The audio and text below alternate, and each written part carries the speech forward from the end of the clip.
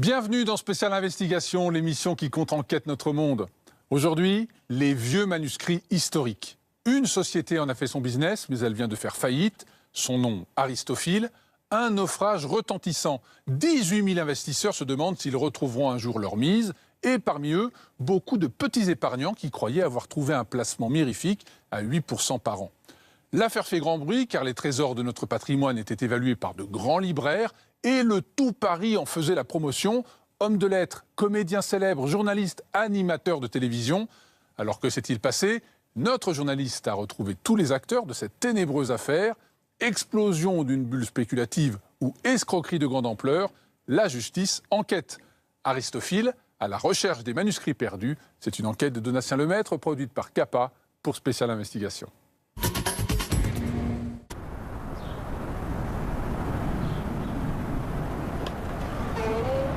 Bonjour, je me demandais si c'était possible en fait de le filmer dans le bâtiment. Non? Merci, au revoir.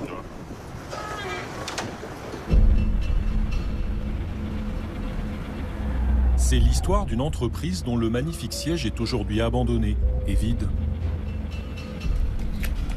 Son nom sonne un peu curieux à l'oreille. Aristophile, lettres et manuscrits. Il y a 3 ans, cette bâtisse abandonnée brillait pourtant dans le tout Paris.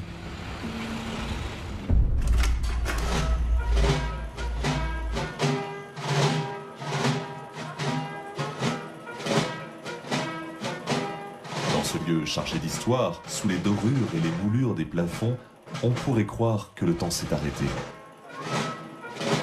Dans ses clips, Aristophile se vantait d'être le plus gros vendeur de manuscrits de personnages historiques.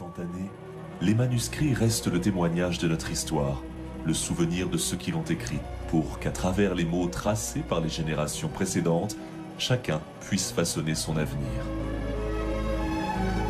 À la tête d'Aristophile, Gérard Lhéritier, un homme au bagou incroyable qui aimait à s'afficher avec des stars de premier plan. Les mots qui résistent au temps, aux vanités humaines, aux guerres, c'est ce que vous faites avec Aristophile. On est dans l'excellence. Mais depuis novembre 2014, fini la com, les dorures et les paillettes. Aristophile est en faillite et Gérard Lhéritier est mis en examen pour escroquerie. Sa société n'aurait été en fait qu'une bulle spéculative qui aurait fini par éclater.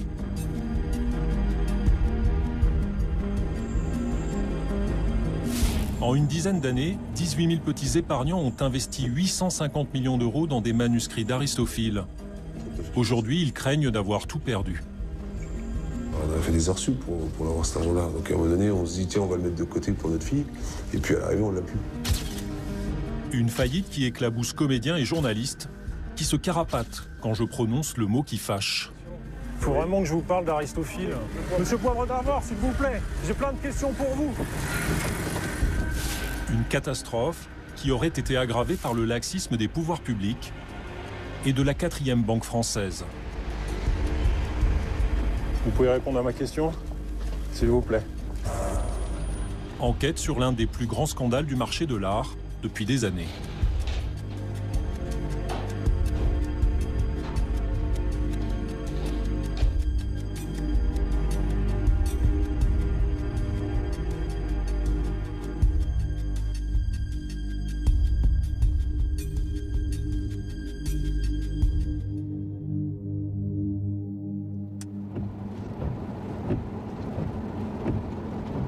Mon enquête commence dans la région de Metz, chez un petit épargnant qui a porté plainte contre la société Aristophile. Bonjour. Bonjour. Thierry. Ça va? Bonjour, ça va? Bonjour, c'est enchanté, ouais. Thierry Erhardt dirige une petite agence de publicité. En 2011, il a investi 16 500 euros dans une collection de manuscrits. Il ne sait pas précisément lesquels. Tout ce que lui a fourni Aristophile, c'est ce catalogue avec quelques exemples de ses plus beaux trésors. Une partition de Beethoven, une lettre de Jacques Prévert, ou encore des enluminures de la Renaissance. Il y a des gens que tu connais, t'as déjà entendu Victor Hugo? J'ai entendu, mais je sais pas qui c'est. S'il a investi ses économies dans Aristophile, c'était pour payer plus tard les études de sa fille. Tiens, Jean Moulin. Jean Moulin, ça c'est un truc de fou. C'est pendant la guerre. Et donc là, lui, il écrit à sa mère. Ici, j'ai été très occupé. Les évacuations ont repris un rythme moindre qu'en septembre. Tu vois, c'est fou, quoi. Ces trésors historiques, Aristophile promettait qu'ils allaient prendre de la valeur dans le temps. Les plus-values promises défiaient toute concurrence. Ce qui était intéressant, c'était le taux d'intérêt. Je vais vous montrer, on dit dans le contrat, ce prix sera au minimum supérieur de 8% par an au prix d'acquisition. D'accord? C'est marqué ici. Donc nous, si vous voulez, quand on investit en 2011, on s'attend à avoir sur 5 ans 8% d'intérêt par an, soit 40% au bout de 5 ans. Donc si vous voulez, nous, en 2011, on met une somme de 16 000 euros, un peu plus 16 000 euros, il y avait 16 500 euros. On s'attend à avoir, 5 ans plus tard, au moins un peu plus de 23 000 euros. Aujourd'hui, on n'a rien. Votre sentiment aujourd'hui, c'est quoi? C'est de la colère? C'est de la frustration?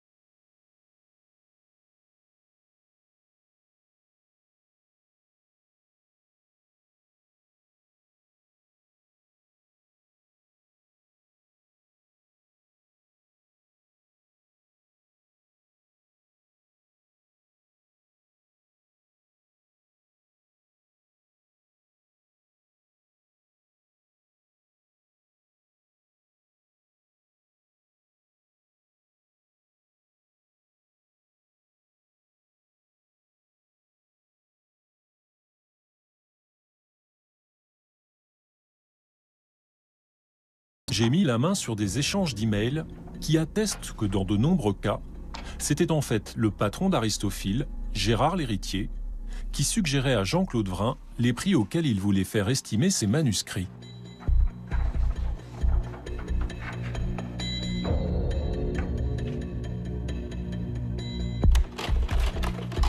Exemple. Le 6 décembre 2012, en fin d'après-midi, l'assistante de Gérard l'Héritier écrit à Jean-Claude Vrin. Bonjour, monsieur Vrin. À la demande de monsieur l'Héritier, je me permets de vous demander une fiche d'expertise pour le manuscrit de Hélène Churchill Candy au sujet du naufrage du Titanic. Valeur, 1 100 000 €. C'est assez urgent. Le soir même, Jean-Claude Vrin adresse son expertise de valeur. Je sous-signe Jean-Claude Vrin, libraire à Paris, déclare avoir expertisé ce jour le manuscrit d'Hélène Churchill Candy relatif au naufrage du Titanic pour une valeur d'assurance de 1 100 000 €.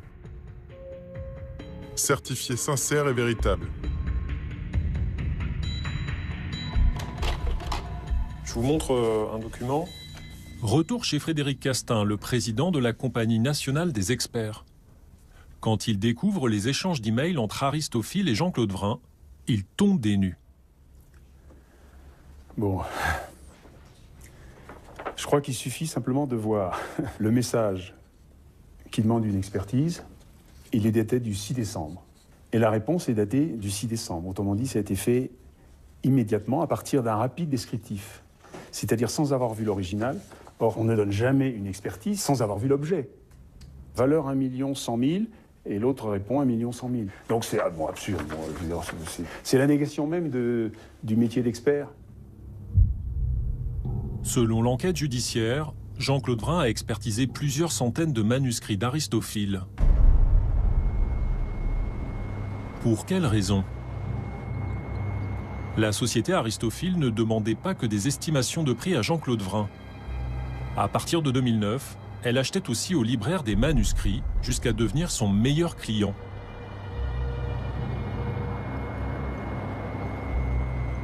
Résultat, le chiffre d'affaires de Jean-Claude Vrin a atteint un record en 2011, 23 millions d'euros.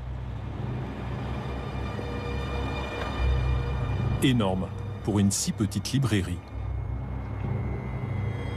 Après la faillite d'Aristophil, Jean-Claude Vrin a été mis en examen pour escroquerie en bande organisée.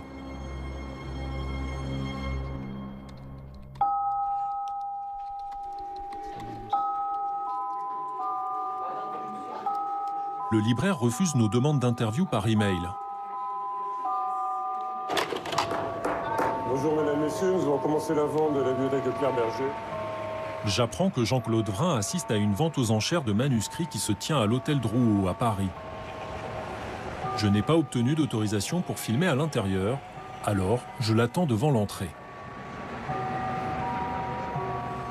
Bonjour. Bonjour. Je suis Donatien Lemaître, journaliste pour Spécial Investigation. Oui. Je fais un sujet sur la société Aristophil, je voulais vous en parler. Ça m'intéresse pas, j'ai rien à dire. Pourquoi vous avez surcoté les manuscrits d'Aristophil ? Écoutez, je vous laisse vos interprétations, j'ai rien à vous dire, cher monsieur. Pourquoi vous voulez pas me donner une interview ?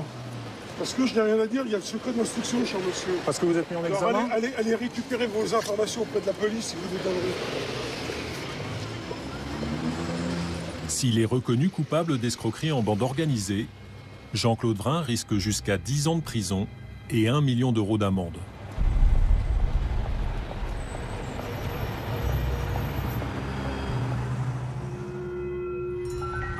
Depuis la faillite d'Aristophil, les 130 000 manuscrits sont stockés dans cet entrepôt sous haute surveillance à Saint-Denis.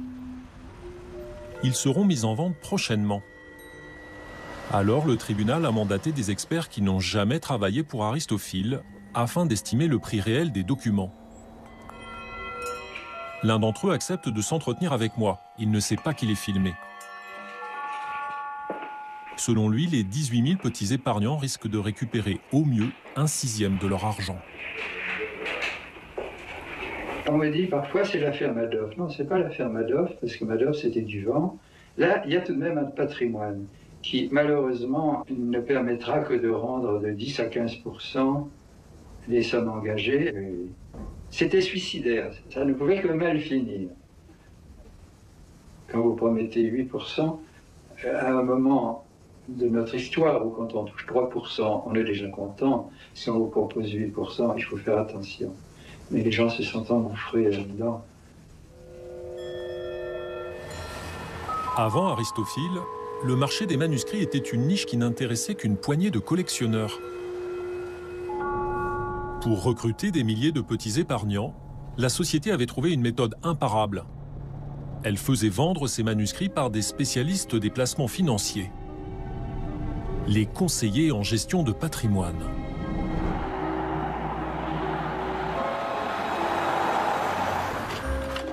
Dans cette vidéo interne, on les voit nombreux assister à un séminaire organisé par Aristophile. Ils étaient plus de 800 sur toute la France à vendre les manuscrits comme des assurances-vie. En Auvergne, je vais rencontrer un petit épargnant de la société Aristophile qui estime avoir été très mal conseillé.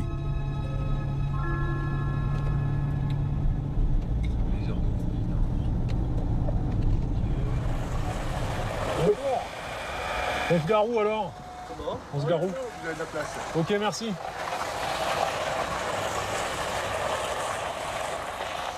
Jackie Rousseau est un gendarme à la retraite. Son conseiller en gestion de patrimoine, il le maudit tous les jours. C'est lui qui l'a incité à placer toutes les économies d'une vie dans des manuscrits. 36 000 €. Qu'est-ce que vous a dit le conseiller en gestion de patrimoine sur ce produit? Son discours était bien rodé. Il présentait donc ces produits comme étant quelque chose d'exceptionnel, puisque le marché de l'art était en plein essor et qu'il fallait profiter absolument de cette opportunité. Les 8%, c'était son argument de vente. Et c'est d'ailleurs pour ça que moi aussi, j'ai fait cet investissement-là. Moi, je ne suis pas un riche investisseur, je ne suis pas grand amateur d'art, je suis un petit épargnant. Il m'a parlé également de la société Aristophile en disant qu'elle avait pignon sur rue et qu'il n'y avait aucun problème et que je pouvais signer en toute confiance sur cet investissement. Pourquoi les conseillers en gestion de patrimoine étaient-ils si motivés pour vendre les manuscrits d'Aristophile? La justice les soupçonne d'avoir touché d'importantes commissions, 2 à 3 fois plus que quand ils vendaient des assurances-vie. J'ai retrouvé la trace du conseiller de Jackie Rousseau.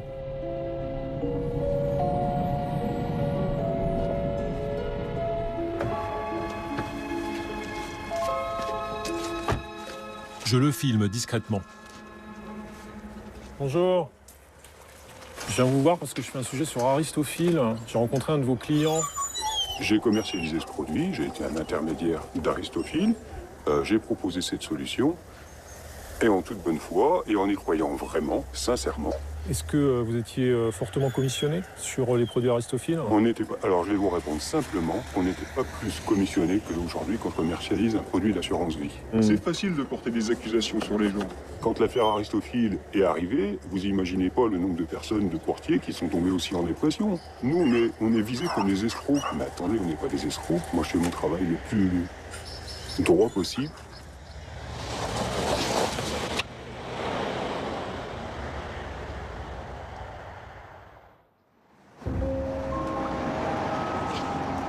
Pour asseoir sa réputation, Aristophile est allé jusqu'à créer un musée privé, aujourd'hui fermé, dans les beaux quartiers de Paris. C'est ici que les manuscrits des petits épargnants étaient exposés au grand public. Au cœur de Saint-Germain-des-Prés, le musée des lettres et manuscrits dévoile au public des milliers de documents écrits ou signés de la main des plus grands écrivains, peintres, musiciens, scientifiques ou hommes d'État de notre histoire, comme les messages secrets du général de Gaulle, le manifeste du surréalisme ou encore le manuscrit sur la relativité générale d'Einstein et Bessot.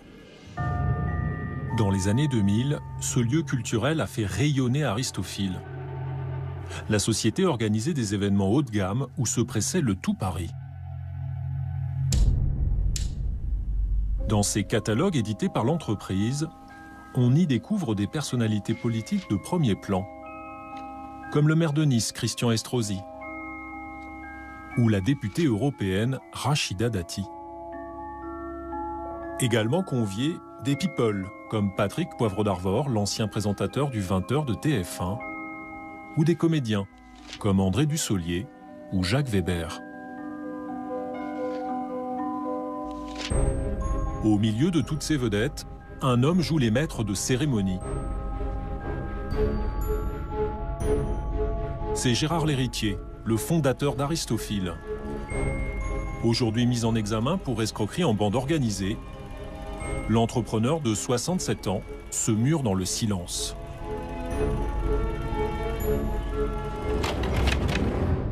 Je l'ai contacté à plusieurs reprises par téléphone, mais il refuse à chaque fois de me parler.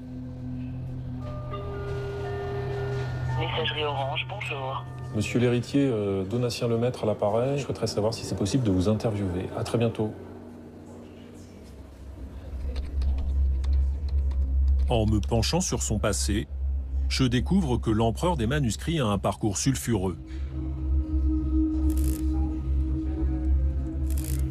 Dans les années 80, à Strasbourg, on le voit jeune trentenaire proposer à de petits épargnants d'investir dans des diamants. Il ne s'agit pas d'acheter des pierres précieuses pour 1 an, pour 2 ans. C'est un achat, un placement sur 5 à 10 ans minimum. Mais en 1984, la société de Gérard Lhéritier fait faillite.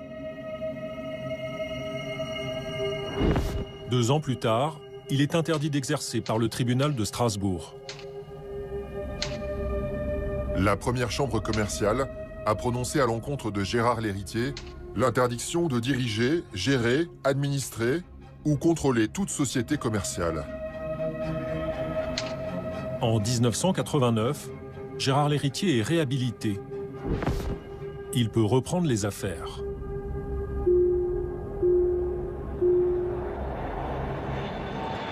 Je retrouve sa trace ensuite sur la Côte d'Azur. Dans les années 90, c'est à Nice, au 6 rue Paradis, qu'il crée une nouvelle société, Valeurs Philatéliques. Cette fois-ci, l'homme d'affaires a troqué les diamants pour les placements dans les timbres de Monaco. Sur les plateaux télé, il laisse entendre déjà que ce marché de niche peut rapporter gros. Ce genre de timbre, c'est un placement qui vous paraît sûr ou alors ça retombe parfois? Les tirages limités ne retombent pas. Ça c'est Monaco, c'est les princes de Monaco, je le montre à la caméra 2 là, voilà. Bloc non dentelé de Monaco, il a une valeur faciale de 20 francs et il vaut 2500 francs aujourd'hui.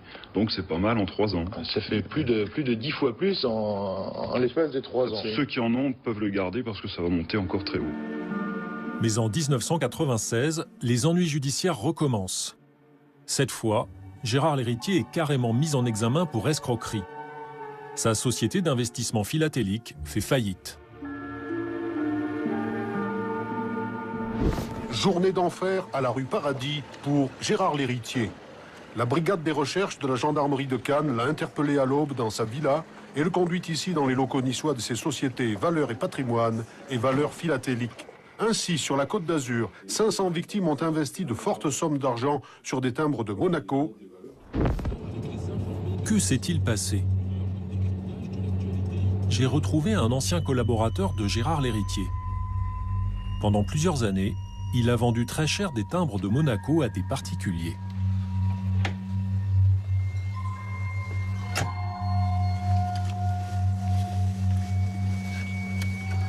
Ah, c'est ça, là?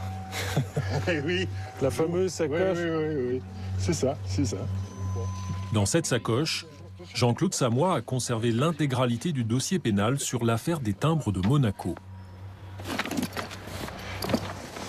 On va dire que c'est au choix. Ah, vous avez pas mal de PV, ouais. Ça va m'intéresser, ça. Oui. L'ancien collaborateur de Gérard Lhéritier affirme que l'affaire Aristophil serait un copier-coller de l'affaire des timbres de Monaco. Selon lui, il s'agissait déjà de vendre ces petites images comme un produit financier, à des prix surévalués. Le bloc du centenaire de Monaco, il est parti en 85 à 400 francs, prix d'achat. Et voyez l'évolution. 5 ans après, on lui donne une valeur de 3700 francs, soit une plus-value de 825%, phénoménal.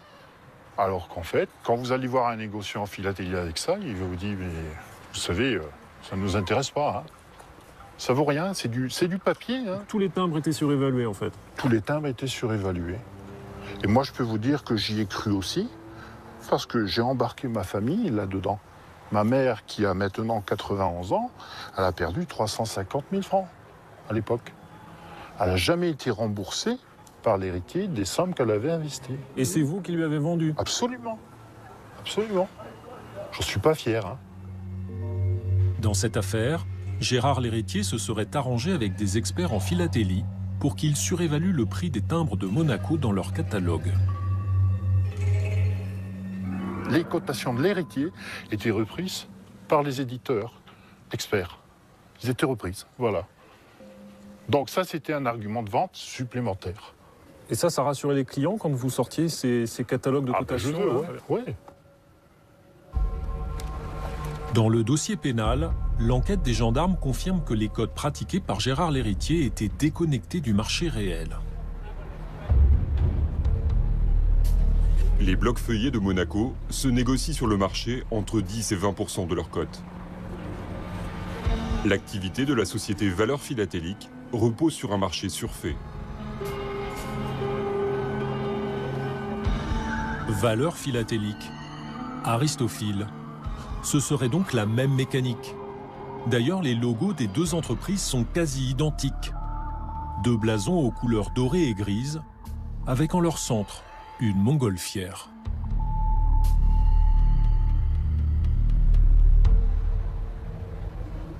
En 2005, après 10 ans de procédure, Gérard l'héritier, devenu entre-temps patron d'Aristophile, est renvoyé devant le tribunal de Nice dans l'affaire des timbres.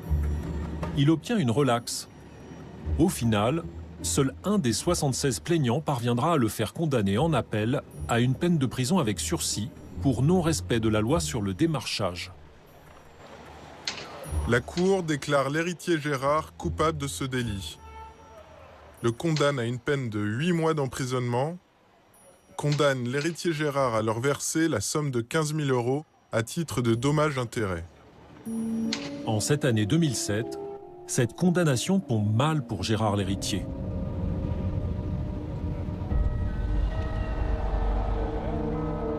Devenu patron d'Aristophile à Paris, il va tout faire pour redorer son image. Il fait appel à un communicant en vue, Christophe Rey. Bonjour, vous allez bien? Bonjour. Guillaume, mon cameraman. Ok, on est en train de s'installer. À l'époque, l'homme de l'ombre défend déjà Jérôme Kerviel. Tenez, installez-vous. Il va accepter de me dévoiler la façon dont Gérard l'héritier lui a présenté sa situation à la suite de sa condamnation judiciaire. Racontez-moi un petit peu dans quelles conditions vous avez rencontré Gérard l'héritier. Il m'a expliqué sa situation. Il a été victime d'une erreur judiciaire dans l'affaire des timbres de Monte-Carlo, qui le bloque aujourd'hui dans le développement de ses activités. Et ce qu'on lui a proposé, ça a été d'augmenter sa notoriété à partir du musée des lettres et manuscrits et des documents que Aristophile avait réussi à acheter déjà il y a quelques années. Et à partir de là, on peut estimer que cette nouvelle image va permettre de se superposer à la réputation mauvaise liée à l'erreur judiciaire dont il a été victime quelques années plus tôt. L'offensive médiatique est lancée. En 2009, Gérard l'héritier fait une belle acquisition aux États-Unis. Un testament politique de Louis XVI écrit en 1791, juste avant sa fuite à Varennes. Christophe Rey va surfer sur cette découverte. Le personnage de chasseur de trésors, ça plaît dans les médias.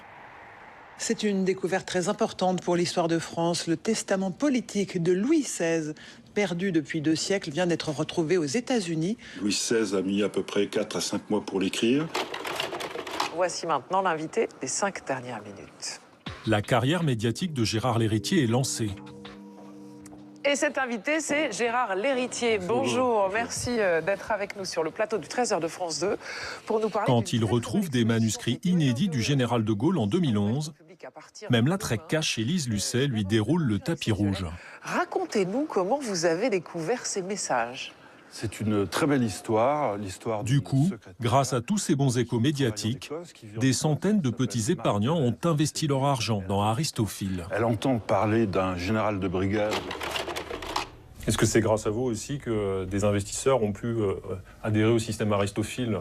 Le public s'est élargi, sans doute parce qu'il y a une forme de notoriété qui a été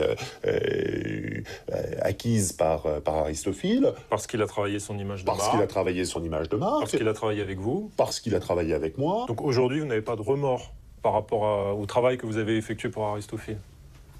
Le remords d'avoir fait connaître le musée des lettres et manuscrits, non. Même si 18 000 personnes aujourd'hui sont sur la paille. Alors, je pense que 18 000 personnes ne sont pas sur la paille. 18 000 personnes détiennent... C'est le nombre de victimes qui est établi au niveau judiciaire. Mais, attendez, on ne peut pas prendre Gérard Léritier comme le bouc émissaire seul de tout le système. Ça serait trop facile. Je pense que, d'un côté, il y a des gens qui sont un peu à pro-gain et qui ont perdu le sens commun en investissant toute leur fortune dans des lettres et manuscrits. Non, honnêtement, toute votre fortune dans des lettres et manuscrits.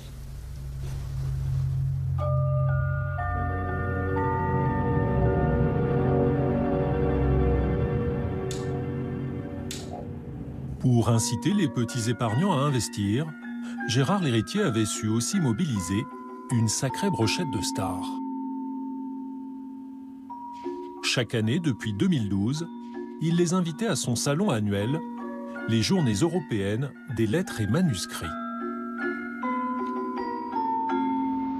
Qui participait à ces événements? Voici la captation vidéo de l'édition 2013. Gérard Léritier. Mesdames, Messieurs, mes chers amis, je vous souhaite la bienvenue. Les Journées européennes des lettres et manuscrits s'inscrivent désormais dans le paysage culturel français. Il faut avoir un père comme Einstein pour y arriver. Ce sont des tables rondes où des écrivains débattent avec des journalistes en vue. Bonjour à tous, merci d'être là. Comme Natacha Polony, Franz-Olivier Gisbert, Michel Field, comme tout bon journaliste qui se respecte, on croit toujours tout savoir. Bruce Toussaint, c'est en général faux. Ou Patrick Poivre d'Arvor. C'était mon désir. Sur le tableau de chasse de Gérard Léritier, de prestigieux acteurs qu'il charge de faire des lectures. André Dussolier. On ne peut pas empêcher le génie sous prétexte qu'il donne libre cours à des fautes. Jacques Weber. Se présente aujourd'hui. C'est à ce moment-là qu'il a remarqué le corps du professeur Schwartz étendu sur le sol. Patrick Timsit. Ah, me touche pas, hein, criait-elle, en se reculant comme sous l'effet d'une décharge électrique. Ne me touche surtout pas, Jésus, Marie, Joseph. Je me disais bien que c'était pas normal, ce congé en avance sur tes frères et sœurs, sacripant. Ou Elsa Zilberstein.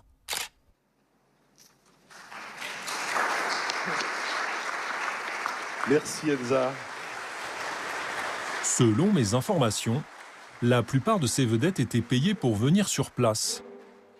1 000 € les 2 heures pour les journalistes, 3 à 4 fois plus pour les comédiens. Constatez l'absence. Ces célébrités ont-elles conscience d'avoir été instrumentalisées? J'essaie d'obtenir des interviews. Bonjour, vous êtes bien sur la messagerie d'André Dussolier. Merci de me laisser un message. Bonjour André Dussolier, je m'appelle Donatien Lemaître. Bonjour, vous êtes bien sur le portable de Natacha Polony. Bonsoir Natacha Polony. Est-ce que vous pourriez me rappeler quand vous avez ce message?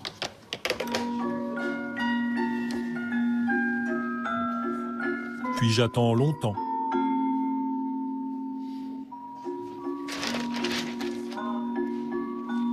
Très longtemps. Personne ne veut plus parler d'Aristophile aujourd'hui. J'apprends qu'Elsa Zilberstein anime une soirée cinéma dans un grand hôtel parisien. Je tente ma chance. Je crois qu'elle arrive, on va y aller.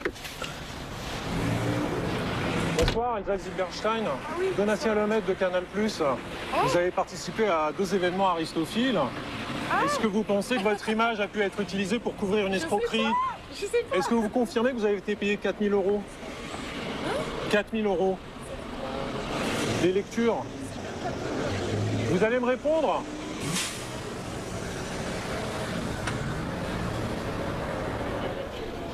Contacté par email, Patrick Timsit va lui aussi faire l'autruche. Monsieur Timsit, Monsieur Timsit, Donatien Lemaître, je travaille pour Canal+. Ah d'accord. Je fais un sujet sur l'affaire Aristophil. J'essaie de vous contacter depuis plusieurs semaines et j'y arrive pas. Eh ben, si vous n'y arrivez pas, c'était presque voulu alors. Vous pensez, ouais? Non, je sais pas. Vous vous souvenez de ça? Non, c'est quoi, les journées européennes? Ah oui, les lettres manuscrites, oui, absolument. Vous saviez que la justice enquête, qu'a priori c'est une grosse escroquerie? Ah non, je sais pas, du tout, Il y a vos photos, regardez. Ah, montrez-moi. Ils ont les utilisé photos. votre image dans des albums. Oh là là. Je vais vous Et vous, montrer. vous faites quoi en ce moment? Vous utilisez Moi, je fais une mon image enquête. Moi, je fais une enquête là-dessus pour savoir si c'est une escroquerie et s'il n'y a pas des stars qui ont comme ça pu être utilisées. Regardez, vous êtes là. Absolument. Oui. Qu'est-ce que vous en pensez? J'en pense que chacun exploite quelqu'un et que vous êtes en train de m'exploiter comme ils ont dû m'exploiter. Non, moi je vous pose des questions journalistiques, monsieur Timsit. Je réponds pas. Pourquoi? Vous savez, si Oussama Ben Laden, quand il disait « Monsieur, je vous réponds pas », qu'est-ce que vous faites? Vous posez plus la question. Ou Sœur Teresa, ou Sœur Emmanuel. Ah, voilà. Et ben là, je vous réponds pas. Vous avez été dupé en fait. J'ai pas été dupé, je m'en fous. Vous vous en foutez? Voilà. Comme de vous. Bonsoir, monsieur. Bonsoir. À côté de ceux qui ont occasionnellement travaillé pour Gérard Lhéritier, il y en a un qui s'est beaucoup investi.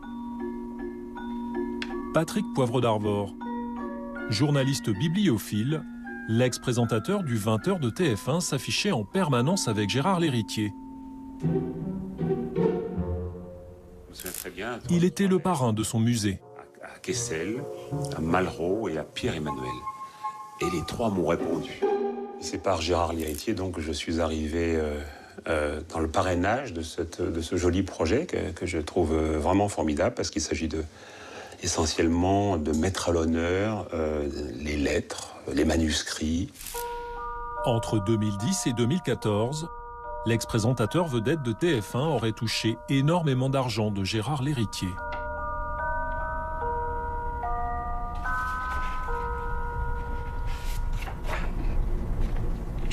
Il lui a commandé une chronique pour le magazine d'Aristophile, Plume. Chaque papier lui aurait été payé 2 000 €. Il en a livré 15, ça ferait donc 30 000 €. Gérard Lhéritier lui aurait également offert des manuscrits en cadeau, dont la valeur serait estimée à 189 480 €. Enfin, en 2013, le patron d'Aristophile lui aurait accordé un prêt de 400 000 €. Faisons l'addition. 619 480 €. En novembre 2015, Patrick Poivre d'Arvor a été entendu par la brigade financière pour s'expliquer sur son rôle dans l'affaire Aristophile. À ce stade, il n'a pas été mis en examen. Patrick Poivre d'Arvor sur Radio Classique. Le journaliste a décliné toutes mes demandes d'interview, alors je n'ai pas d'autre choix que de l'attendre à la sortie de son travail. Allez, l'émission est terminée, il va sortir.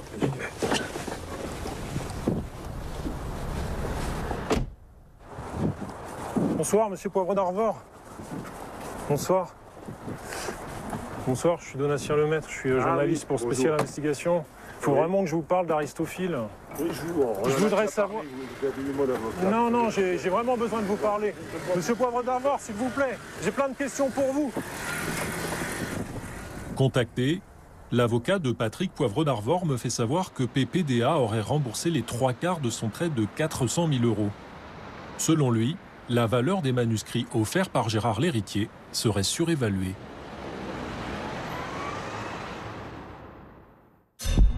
Aujourd'hui, les années fastes d'Aristophile sont loin. L'entreprise est en liquidation judiciaire.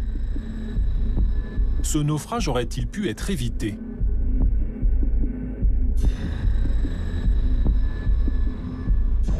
Je découvre que dès la création d'Aristophile en 2003, les pouvoirs publics avaient tiré la sonnette d'alarme. La première alerte part de l'autorité des marchés financiers, l'institution chargée de protéger les épargnants en France.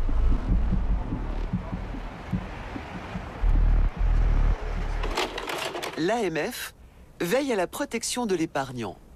Elle régule c'est-à-dire autorise et contrôle les acteurs, les opérations et les produits d'investissement de la place financière. Fin 2003, l'AMF rédige un communiqué inquiétant sur les placements dans les manuscrits d'Aristophile. L'AMF signale que ses propositions d'investissement par appel public à l'épargne n'ont pas été soumises à son autorisation. Par conséquent, tout acte de démarchage et de publicité sur ce produit est interdit en France et l'AMF recommande la plus grande prudence aux investisseurs sollicités. L'AMF poursuit Gérard Lhéritier devant la justice pour rappel public à l'épargne non autorisée. Mais le patron d'Aristophile réussit à passer entre les gouttes.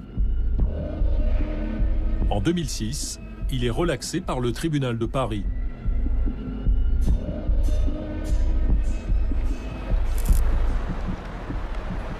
Je retrouve un témoin clé de ce procès. Bonjour, vous allez bien?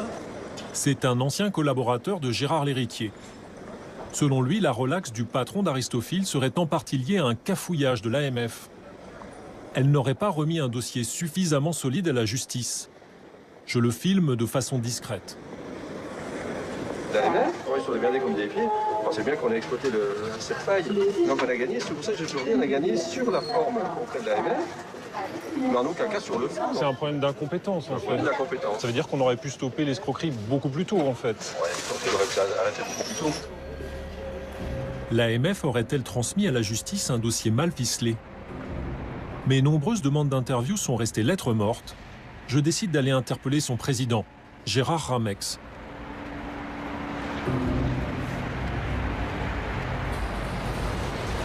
Monsieur Ramex, bonjour. Bonjour. Donatien Lemaitre, je travaille pour Canal+, pour l'émission spéciale investigation. Je voulais vous parler de l'affaire Aristophile, s'il vous plaît.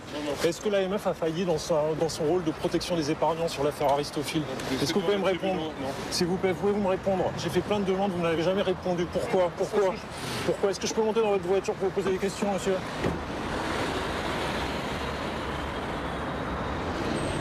Excusez-moi, vous êtes le journaliste qui a essayé de parler à notre président? Oui, il n'est pas très bavard. Ah bah il devait avoir un rendez-vous. La responsable de la communication a été alertée de ma présence.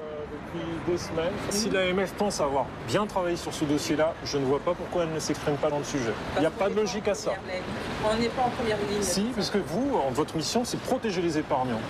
Et le crash Aristophile, ce sont bien les épargnants. On estime qu'on a fait notre travail, que vous nous mettiez en cause de façon un peu bizarre. Allez. L'AMF ne serait pas la seule institution à avoir raté le coche. La principale banque qui abritait les comptes d'Aristophile est aussi montrée du doigt. Son nom, la Société Générale. Une source interne a accepté de me remettre des emails confidentiels échangés au sein de la banque sur Aristophile. Dès septembre 2013, à la suite d'une opération douteuse, le patron du service anti-blanchiment de la Société Générale, Charles Blandinière, alerte son adjoint sur les risques que présente Gérard Lhéritier.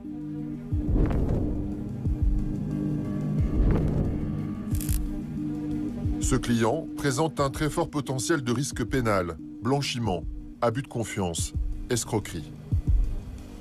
Dans sa réponse, son adjoint craint que l'affaire Aristophile ne s'apparente au scandale Madoff, le gestionnaire de fortune américain qui a mis des milliers d'investisseurs sur la paille.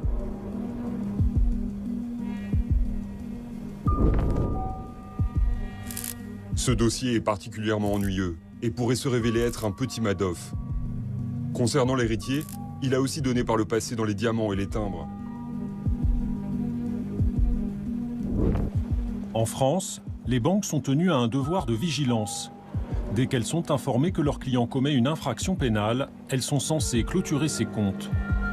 Mais problème, jusqu'au bout, la Société Générale a laissé fonctionner les comptes d'Aristophile et de Gérard Lhéritier. Pourquoi ? Je vais tenter d'interviewer Charles Blandinière, le patron du service anti-blanchiment de la Société Générale, qui avait compris dès 2013 que Gérard Lhéritier présentait un très fort potentiel de risque pénal, blanchiment abus de confiance, escroquerie.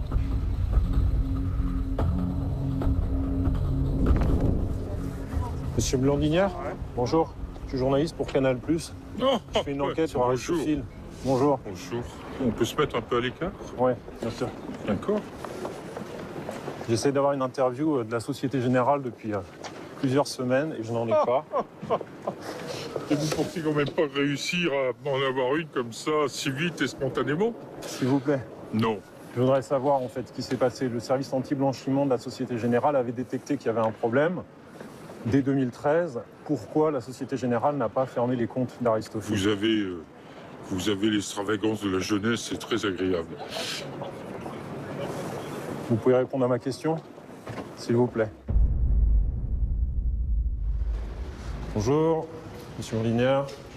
Quelques semaines plus tard, ayant pris sa retraite, Charles Blandinière accepte finalement de me recevoir. Je vais vous montrer 2-3 documents. Je lui présente ses emails, il est embarrassé. Vous allez me dire un petit peu ce que vous en pensez. Moi, le seul personnage aujourd'hui susceptible de me poser une question comme celle-ci à la présentation du document, c'est le magistrat instructeur. Donc je ne peux pas vous répondre. Mais je peux pas, ça je peux pas. J'ai fait plein de choses, oui. Et toute modestie gardée, j'ai super bien bossé, d'accord. Voilà, c'est tout. En clair, il réserve ses déclarations à la justice. Interrogé par email, la direction de la banque est sur la même ligne. La banque considère avoir respecté l'ensemble de ses obligations de vigilance dans ce dossier. Nous réservons nos arguments à la justice et nous ne souhaitons pas commenter davantage. En octobre 2015, 2 avocats représentant 1800 plaignants ont assigné la banque en justice. Pour Maître Ferron-Polony et Lecoq-Vallon, la Société Générale aurait été complaisante car Gérard Lhéritier avait des fonds placés dans la banque. Ce qui est vrai, c'est que fin 2012, le patron d'Aristophil avait gagné 169 millions d'euros à l'euro-million. Ce n'est pas une blague. Pas fou, il n'avait pas investi ses gains dans des manuscrits, mais dans de classiques assurances-vie de la Société Générale.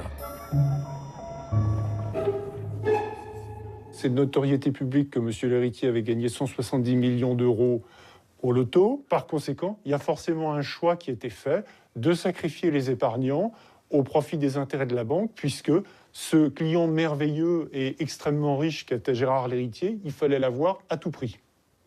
Le comportement de la banque, il est particulièrement grave, particulièrement répréhensible dans l'exemple, au regard de l'immensité des préjudices qui ont été causés. Aujourd'hui, les 2 avocats demandent que la Société Générale soit condamnée à rembourser une partie des 150 millions d'euros que leurs 1800 clients estiment avoir perdus avec Aristophil. La 3e alerte ne viendra pas de la France, mais d'un pays voisin où Aristophil avait ouvert une filiale, la Belgique.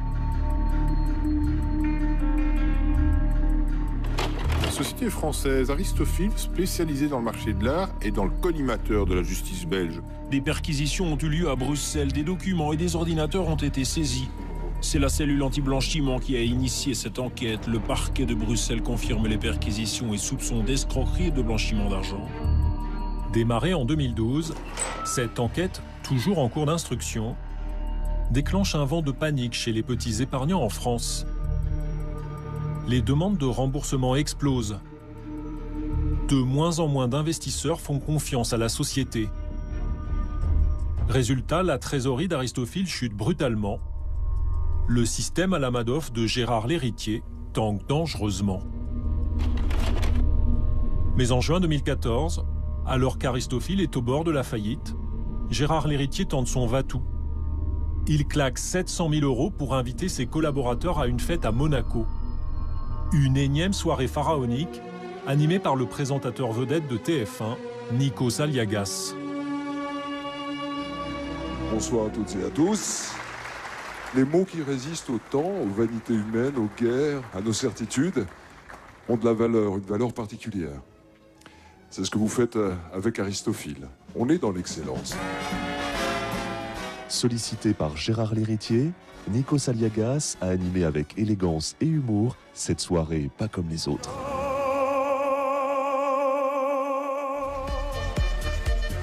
Cette soirée magnifique, c'est le chant du cygne de Gérard Lhéritier.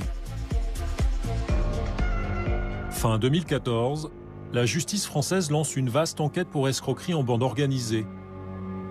Le 18 novembre, la brigade financière perquisitionne le siège parisien d'Aristophil, qui fait rapidement faillite.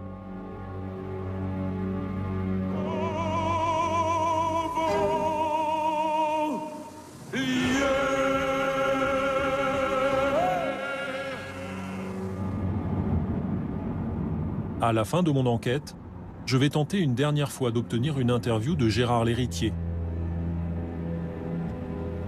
Je me rends à sa villa, située sur les hauteurs de Nice.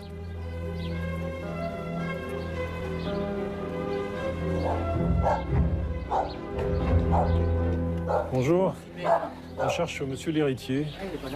Il n'est pas là, monsieur Lhéritier? Je travaille pour Canal+, en fait, je fais un documentaire sur la société Aristophil. Par contre, vous n'avez pas le droit de rentrer quand on n'autorise pas. Désolée, au revoir. Je lui laisse un message sur son portable. C'est lui. Quelques minutes plus tard, il me rappelle. Bonjour. Allô? Bonjour, monsieur Lhéritier? Oui, vous venez de m'appeler, là. Bonjour, ouais. Et on pourrait se voir aujourd'hui ou pas à Nice? Je sais pas, je vais demander à mes avocats ce qu'ils en pensent. Qu'est-ce que vous avez à dire aux 18 000 personnes qui ont tout perdu dans Aristophil? Enfin, c'est vous qui avez dit qu'ils ont tout perdu. Je vous signale que le 18 novembre 2014, ils n'avaient rien perdu. Hein. Ils sont toujours propriétaires et copropriétaires de leur collection. Alors ça, ils ont tout perdu, c'est vous qui le dites. Hein. D'accord? C'est vos belles inventions, ça. Hein. Est-ce que les collections d'Aristophil étaient surévaluées? Bah écoutez, on verra quand ils seront vendus. Hein. Pour vous, Aristophil n'était pas une escroquerie, en fait? Bah écoutez, je vous laisse le choix de vos termes. C'est les inventions de journalistes et de procureurs, ça, Aristophil, une escroquerie. Hein. Vos amis policiers, ils vous induisent en erreur en permanence. Vos amis policiers ou autres, hein, ils vous donnent des fausses informations. Pour vous, vous êtes victime d'un complot? Vous faites non, c'est pas un complot, non, c'est une réalité. Et certains... J'ai une dernière question quand même.